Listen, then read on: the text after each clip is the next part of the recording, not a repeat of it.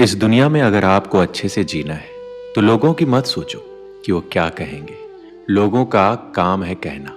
आप निर्भीक होकर अपना काम करते रहें और अपने लक्ष्य के प्रति एकाग्रित होकर आगे बढ़ते रहिए। पहले लोग आप पर हंसेंगे, पागल कहेंगे, बाद में धीरे धीरे आपको मानने लगेंगे और आखिर में आप उसके प्रेरणा हो जाएंगे। यार मेरी तो किस्मत ही खराब है, मैं तो कर ही नहीं सकता, ऐसा विचार मन से निकाल दो। आप में असीमित क्षमताएं हैं, आप सब कुछ कर सकते हैं। खुद पर भरोसा करना सीखो। आत्मविश्वास जिस व्यक्ति का उच्च स्तर का होता है वह तरक्की के नए कीर्तिमान रचता है। अपने को किसी से कम मत समझो। अक्सर हम दूसरों को देखकर अपने लक्ष्य निर्धारित करते हैं और तो और दूसरों को देखकर उनके जैसा बनने की कोशिश करते हैं। हमें हमेशा एक बात याद रखनी चाहिए कि हर एक व्यक्ति की योग्यता और क्षमता अलग अलग होती है और हर एक का सोचने का, समझने का स्तर भी अलग अलग होता है। हो सकता है जो आपका दोस्त कर सकता है वो आप ना कर सके, क्योंकि आपके दोस्त की क्षमता और योग्यता अलग है। अगर आपको भी अपने दोस्त जैसी गतिविधि करनी है तो अपने अंदर आपको उन क्षमताओं का विकास करना होगा।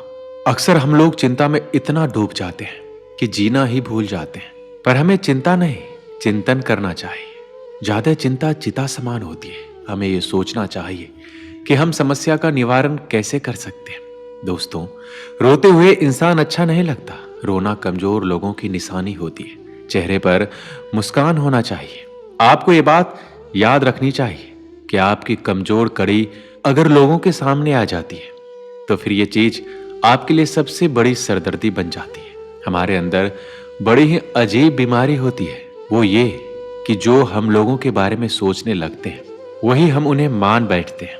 जब तक आप उस व्यक्ति को अच्छे से नहीं जान लेते तो आप उस बारे में ऐसी धारणा नहीं बना सकते। आपको किसी व्यक्ति को जानना है तो उसके साथ आपको समय बिताना पड़ेगा। एक समय की बात है जब एक व्यक्ति अपने घर के बाहर बैठा मन ही मन कुछ सोच रहा था कि उसके सामने तभी भगवान प्रकट हुए। भगवान को अपने समक्ष देखकर उस व्यक्ति ने भगवान से एक प्रश्न किया कि मुझे जिंदगी में अनेक असफलताएं मिली है, अब मैं थक चुका हूं, निराश हो चुका हूं। हे भगवान, क्या मेरे जीवन का कोई महत्व नहीं है? क्या मेरा जीवन व्यर्थ है? मुझे बताओ कि मेरे इस जीवन का क्या महत्व है? व्यक्ति के इन प्रश्न को पूछने के बाद भगवान ने उस व्यक्ति को एक नीले रंग का चमकदार पत्थर दिया और कहा, जाओ और इस पत्थर की कीमत पता करो।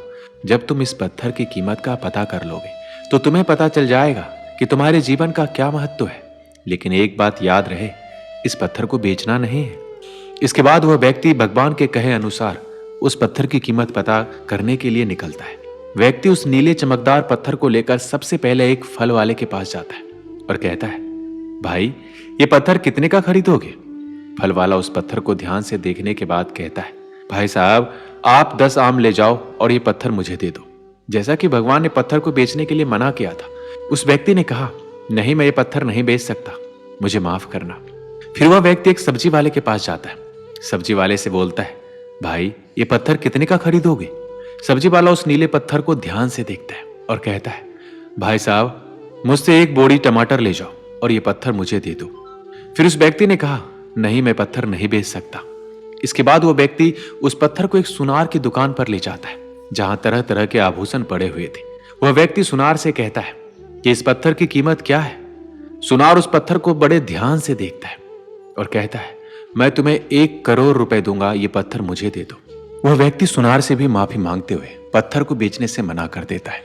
फिर वह व्यक्ति उस नीले चमकदार पत्थर को एक हीरे व्यापारी के यहां ले जाता है और उस हीरे व्यापारी से उस पत्थर की कीमत पूछता है। तो वह हीरा व्यापारी उस पत्थर को पूरे 10 से 15 मिनट तक देखने के बाद एक मखमली कपड़ा लेता है और उस पत्थर को रख देता है और अपना सर पत्थर पर लगाकर माथा टेकता है और कहता है, ये पत्थर तुम्हें कहां से मिला? ये मामूली पत्थर नहीं है, ये इस पूरी दुनिया का अनमोल रत्न है। इस दुनिया की पूरी दौलत भी लग जाए तो इस पत्थर की कीमत नहीं लगाई जा सकती। फिर वह व्यक्ति उस पत्थर को लेकर सीधे भगवान के पास जाता है और आप बीती बताता है और पूछता है, हे भगवान आप मुझे बताइए कि मेरे जीवन की क्या कीमत है?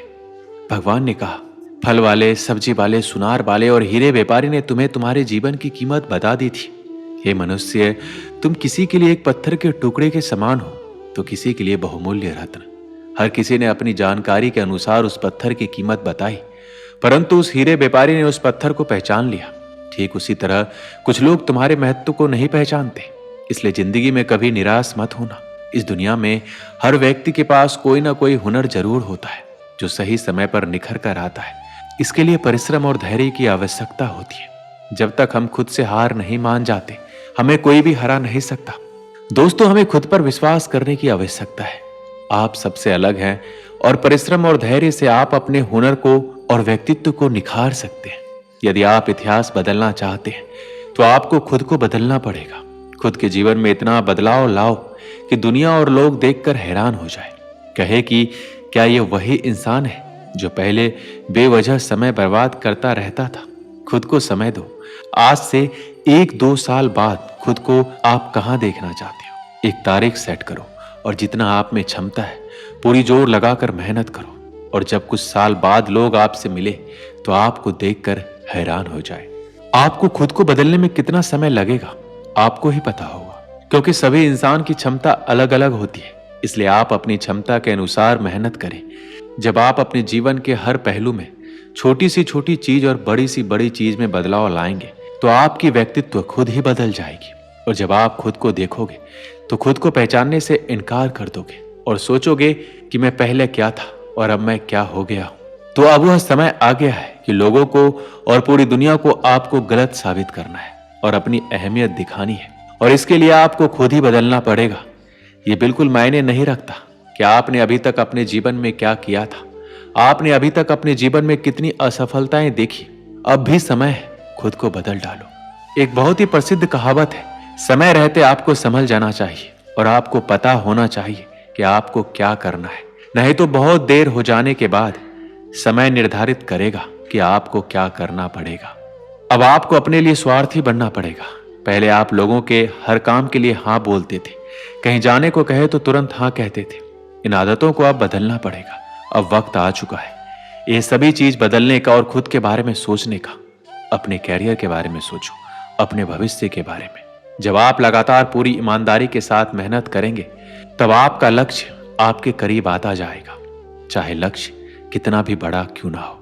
एक छोटे से गांव में एक व्यक्ति रहता था जो हमेशा बदलाव और सुधार की बातें करता था, लेकिन उसे यह समझ नहीं आता था कि शुरुआत कहां से करे। उसका सपना था कि अपने गांव को खुशहाल और संपन्न बनाए, लेकिन वो सोचता था कि वह अकेले क्या क्या कर सकता है। एक दिन वह तालाब के किनारे बैठा था। उसने देखा कि तालाब में एक एक बूंद पानी टपक रहा था और धीरे धीरे तालाब का स्तर बढ़ रहा था। क्या यह संभव है कि बूंद बूंद से तालाब भर जाए? यह सवाल उसके मन में गूंजता रहा।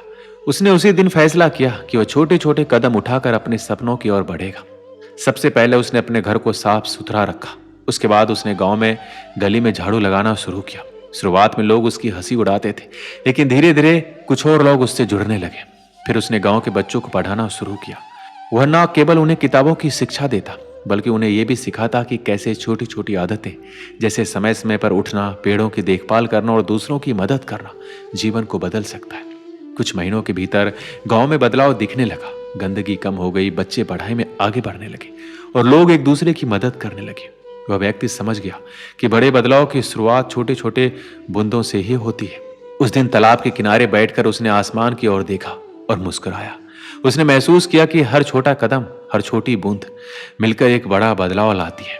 इस कहानी का क्या संदेश है?